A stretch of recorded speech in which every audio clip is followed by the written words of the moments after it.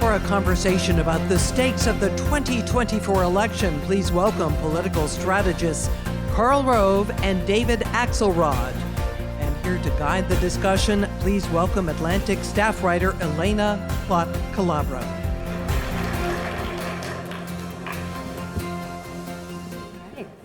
Enthusiastic bunch here. Yeah, I like it. Hi, how's everyone doing? Good? Love it. So my guests here need no introduction, obviously. David Axelrod, Karl Rove, two of the most really defining leading political strategists of their respective parties of their time. And I'm just so grateful to have you both here to talk about this important election. But there's so many directions we could take this conversation. But I guess my first question would just be, what is keeping you up at night about this race when you think about the stakes? Every single damn thing. Yeah. I mean, the thing that is, it is an unpredictable race. I mean, and the stakes are so large, but it is as close as can be. We were talking before about these public polls, which are all over the place, and you know, they play with people's emotions. You know, we can't lose, we can't win.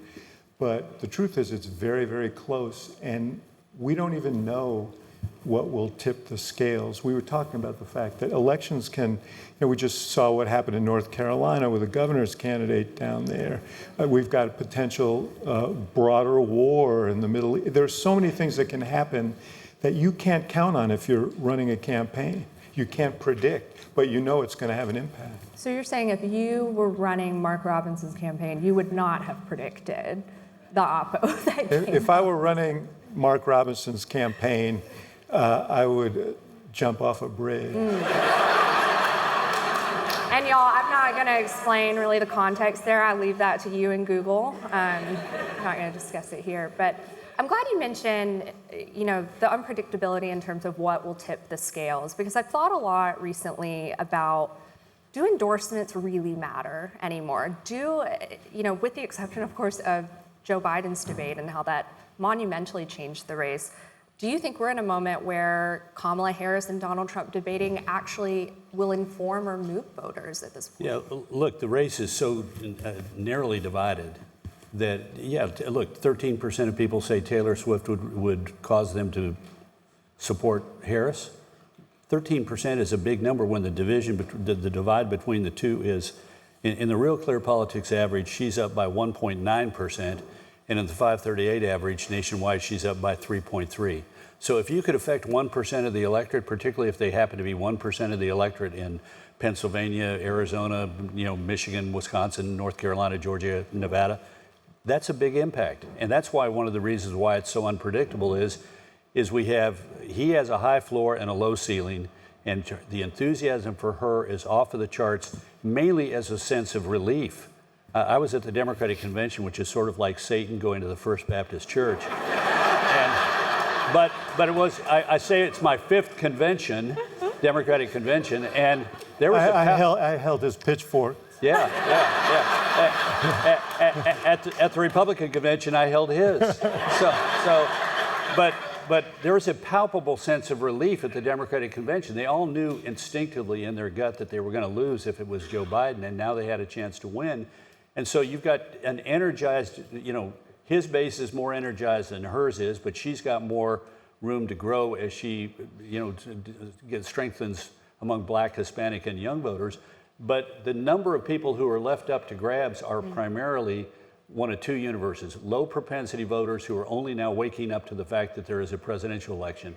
One of David's compatriots, very smart guy, said at the Democratic convention, he told me, we're studying those people and they pay attention to politics roughly 4 minutes a week. I love that for them. Yeah, and then the other group are people who are saying, I don't want to vote for her because she's part of the Biden administration, and I don't want to vote for him because he's him. And how do I make up my mind? This is an interesting point. One of the plot lines here is who represents change in this election.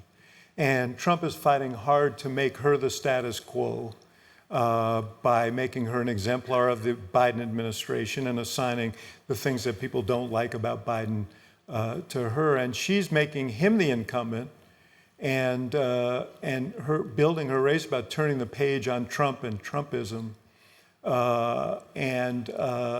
that battle in some ways will tell. David, you and I have spoken about this a lot, especially throughout her vice presidency. One of the main issues that Kamala Harris had was that voters just didn't really know much about her. Yeah. And she's been reluctant to really delve into biography or kind of assert herself in that traditional way, I would say. But are we at a point in the race where you feel like she is successfully doing more of that? She obviously hasn't sat for a lot of major interviews at this point. Do you think You're not the first journalist to mention that to me. Well, so I want to know, do you think that will actually hurt her in the end?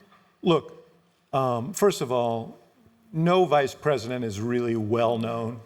Let's just start there. It's like, to me, the whole argument that all of a sudden she's the decision maker.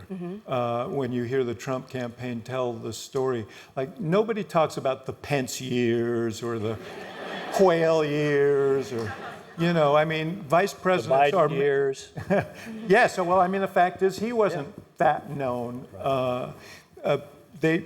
Vice presidents sort of stand behind the president, but they're not the decision makers. I think there was a lot to learn about Kamala Harris. I think, for example, their initial burst of media and the attention at the convention on her work as an attorney general, her work as a prosecutor, which frankly she didn't feature 4 years ago, was very important. But people keep peeling layers. They want to know more about you. They want to know what's in your core. I said years ago that presidential races were MRIs for the soul, and whoever you are, people they'll find out and they'll want to know. So one way you reveal that is through interviews and town halls and unscripted interactions. And I think she needs to do more of that between now and the election to give people comfort. I think the country is ready to say goodbye to Donald Trump. I don't think there's a majority. Well, and here you have an absolute perfect representation of the American electorate. So you heard them here. But the country's ready to vote against Trump, but they want to know that she's an acceptable alternative. And she's made progress in that, and her favorables are going up and so on. But I do think that there's more turns of the wheel that involve unscripted kinds of interactions. But the race being as close as it is, how confident are you that the country really is ready to move on from Donald Trump? Or is that there just kind of this immovable base that, nothing, a debate, an interview is not going to shift how they feel about this man? Well, the question is, where is Trump's ceiling? He's got a high floor. We know that. But he also has had a low ceiling. Look, I think it's 47, 48. But let's not kid ourselves. The country is deeply divided, and there are a lot of people who, have gotten ingrained in that position. They will readily admit. Like, I travel a lot. People come up to me and say, where's your whiteboard? And but there are a lot of Trump supporters who have concerns about him, but it's the alternative. They feel that they're not part of the system, that their goals, their interests, their needs are not being met by the political elite, and that that there is a battle, and the battle is media, culture, Hollywood, elite business, corporate America, and the political establishment against them. They're in flyover country, and we've not had. I was hopeful that Biden would do something to take care of part of that, but he didn't. He became not the transitional president. I'm here to turn over to a young, newer generation of leadership, but instead I'm the most transformational president since at least Lyndon Johnson and FDR, which was working out his angst about feeling like, hey, I was the vice president of the Obama administration and he didn't back me for president. So I'm going to get back at Obama and Clinton by saying I'm more transformational than either of those administrations. And but do not kid yourself. There will be people who will drag themselves over broken glass in order to vote for Donald Trump. And the only way that she's going to be able to beat them is to articulate a vision. I think Peggy Noonan hit it in her column for tomorrow. This is empty versus angry. She did a masterful rollout, and I agree with David. Prosecutor, attorney general, growing up, single mom. This was a masterfully done Democratic convention and a terrific rollout. But in presidential campaigns, there comes a moment where you need to change, where you've played that for a while. Now you've got to play another stanza. Yeah. And it's the moment for her to sort of say, "Here's what I'm doing." Peggy nails her. I mean, this interview that she did with the Philadelphia TV local anchor, I got a question about the economy, and when you finish reading the answer or listening to the answer, it was not really clear what she was doing, except she did grow up in a middle-class household, and she does care about you, and et cetera. David says it's an MRI of the soul. I'm not scientific. This is like the emperor's new clothes. We're going to see these two candidates at the end of the parade as they really are, buck naked, hopefully, on a good day. And it's time for her to give some meat to this, because Trump could have taken her in that debate. It was shocking to me that he could not prosecute the case against her on inflation, economy, and the border, but instead, every time she trolled him, he fell for it, which shows the lack of discipline in his campaign. Yeah, she was Pavlov. But also it She was shows Pavlov. her He was the dog. strategy. I think it showed her command of the stage. Oh yeah, no, she She demonstrated. knew exactly. She accomplished that in the debate. She commanded the stage. She looked strong. She looked like a plausible president. She spent a lot more time prosecuting him than revealing herself. Right. And that is the question that people want answered. To Karl's point, presidential races are like pole vaulting. You clear a height and then the bar gets raised. And now the next bar is, can you articulate the vision in ways that don't sound canned, that sound organic and real, and can you be revealing of yourself so that you don't sound like you're reciting lines? And she's gonna, I think she'll have to make the sale. She's gonna need to do. Yeah, not to say what she's done hasn't worked. Take a look at the gap between who do you think is better able to handle the economy, inflation, and the border was like this with Biden, and it's like this with her. And in fact, there's now a couple of polls that suggest that on the question of the economy, that people's projection of her being able to handle it is almost the same as their forward-looking projections of how he would handle it. Yeah. When we think about, I want to stay on this for a minute, what it will take for this country to really turn the page on Donald Trump and really the Republican Party. I think about the 2022 midterm elections where in Arizona and these various states, you would have the Donald Trump-esque candidate win the primaries, but they couldn't win the general election. And so I remember there was a lot of commentary at that time, people are moving on.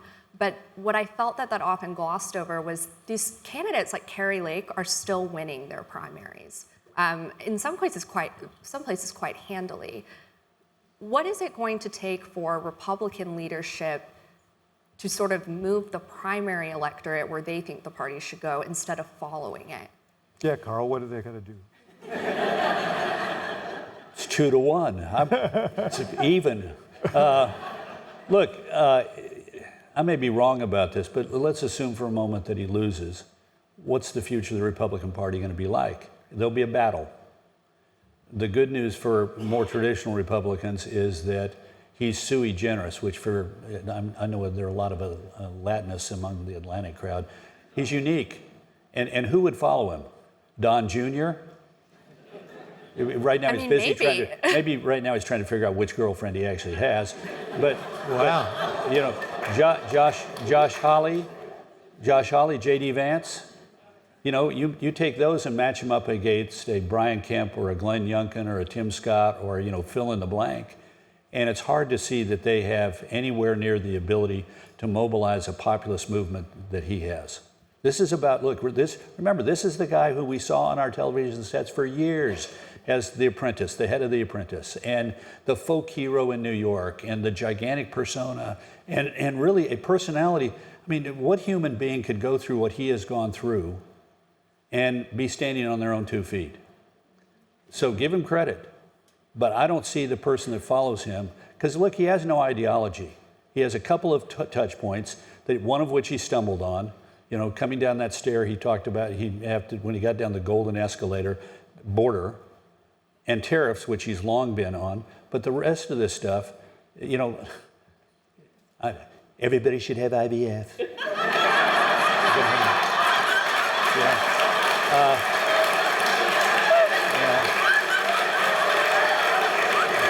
And don't do it. It just encourages me, My favorite line of his acceptance speech: "We're going to cure Alzheimer's and cancer very quickly, and men will not be allowed to participate in women's sports." Like when I get up in the morning, those two things are right there in front of me, linked together inexorably. So.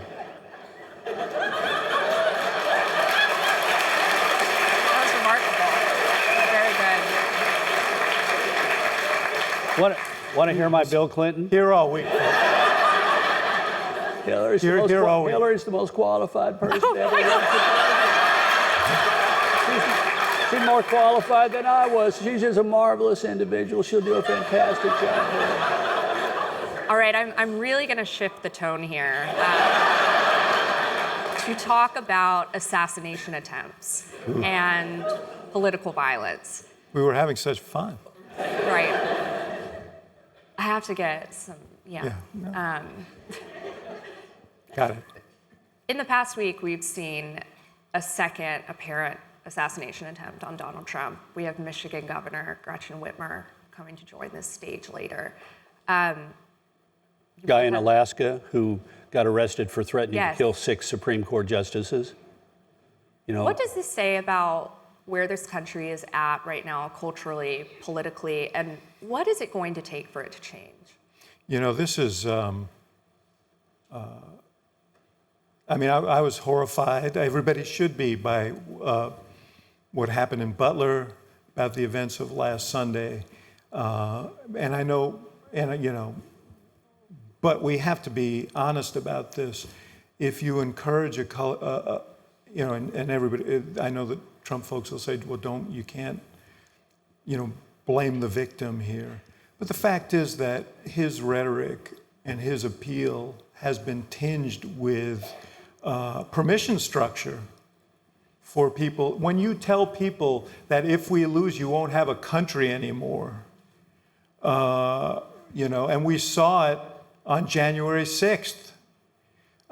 It was his words that precipitated a violent insurrection at the Capitol. So you can't sow the seeds of violence and then play the victim. And that, this is not the issue that's going to decide the election. The Atlantic's been very good on this issue, but the fact is that's what's at stake here. We need leadership that discourages a culture of violence. Violence is antithetical to democracy. Democracy means settling our differences at the voting booth and not through bullets, ballots and not bullets. That is not, when you say Proud Boys stand back and stand by, they know what that means. So, there are people, social media has a huge role in this, but this is a huge challenge to our democracy. Are we going to legitimate this as a tool? And the other thing is, are we going to disturb people who can have, free access to any weapon they want, to act on these impulses? So there's a lot here. Karl? I worked in that building, so I feel very strongly. I was 20 years old when I worked in the Capitol, and so I share a lot of David's feelings about January 6th. I want every one of those sons of bitches who attacked a policeman to be thrown in jail for a long time. But let's be careful. I don't remember the outrage. I had a friend who was playing baseball and ended up throwing himself on the body of one of his female colleagues in the bottom of a bunker as a madman attempted to kill people. And Steve Scalise will carry those wounds the rest of his life. And I don't remember the outrage. But we've gone through this before as a country.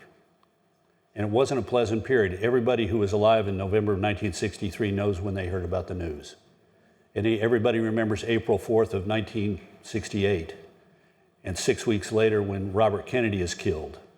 And how Gerald Ford was shot, their attempted assassination in California 18 days apart. And thank God the gun misfired because she was 6 feet away from him.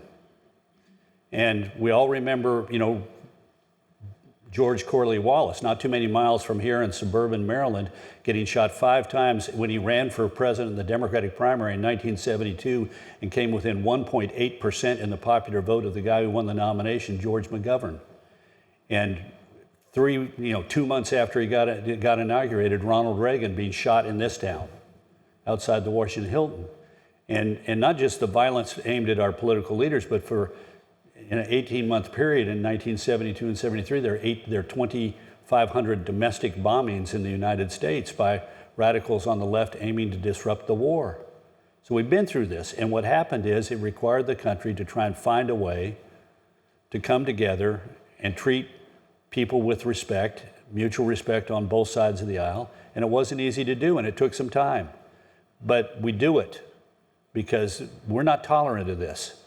And, given a choice, the American people would rather have a system in which we disagree with each other nonviolently than one in which we, shoot at each other. So I just want to say one thing. I can only speak for myself, but I think others, maybe here and elsewhere, I was outraged and disgusted by all of those things. I don't think we should, we need to discourage violence from any sector, any ideology as an answer to our disagreements in democracy. But we certainly need a leader who believes that. Yeah. Well, and as Leaders. we're running out of time, Leaders, but absolutely. I do want us to try to get as granular as we can about what leadership actually looks like in terms of uniting the country in a moment like this.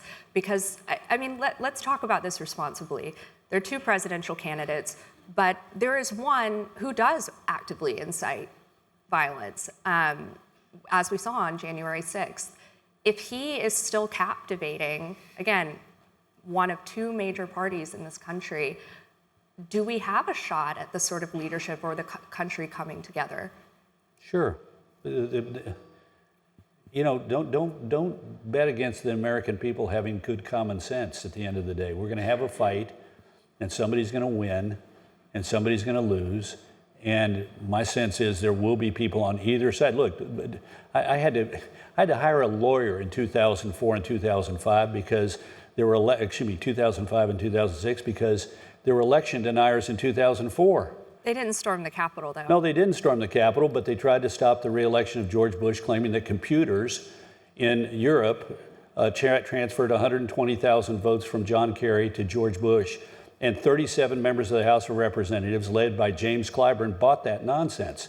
And I was accused in a court in Columbus, Ohio, of having ordered the assassination of a whistleblower who was going to spill the beans on this computer scandal that had overturned the Ohio election. Now, granted, nowhere close to January 6th, don't get me wrong, but we have paranoia in our society. And this didn't keep George W. Bush saying to John Lewis, let's work together on reauthorizing the Voting Rights Act. But Lewis was one of the people who bought into this, as was Clyburn. So we have to have leaders who say, you know what, let's put some of the politics aside and look at what's best for the country and set the tone from the top. The thing that I would point out is that John Kerry conceded the election.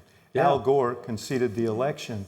That's the difference here. Yeah, I agree with that. When people speak, it's fundamental. You need to yield to the will of the people. Yeah.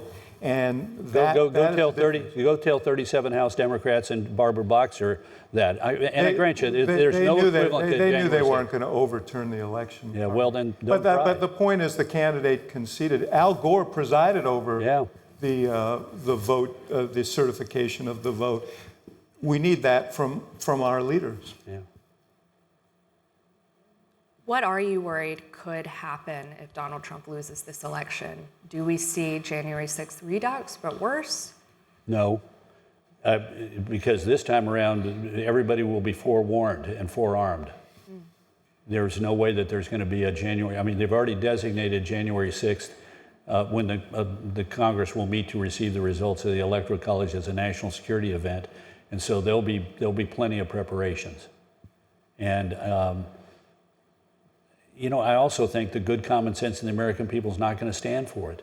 There's not going to be, you know, hundreds of thousands of people, regardless of who wins or loses, who are going to find themselves making the way to the nation's capital to protest the election. Maybe I'm being childish about that, but naive. But I just think the American people have got more common sense than that. And while a lot of people, I mean, everybody's going to have a chance. This time around, there'll be no excuses. You know, the last time around, Donald Trump objected to the practices that were being put in place because of COVID, but he did so after the fact in 63 lawsuits. This time around, everybody's out there filing the lawsuits and trying to make certain that the laws are applied as they're written, and as a result, we're removing the excuses, and good for that. I wish I could be as hopeful as Karl is about this, but Trump is. The stakes for Trump are very large in this election. He's already laid the predicate for if I lose it, it'll be because it was stolen.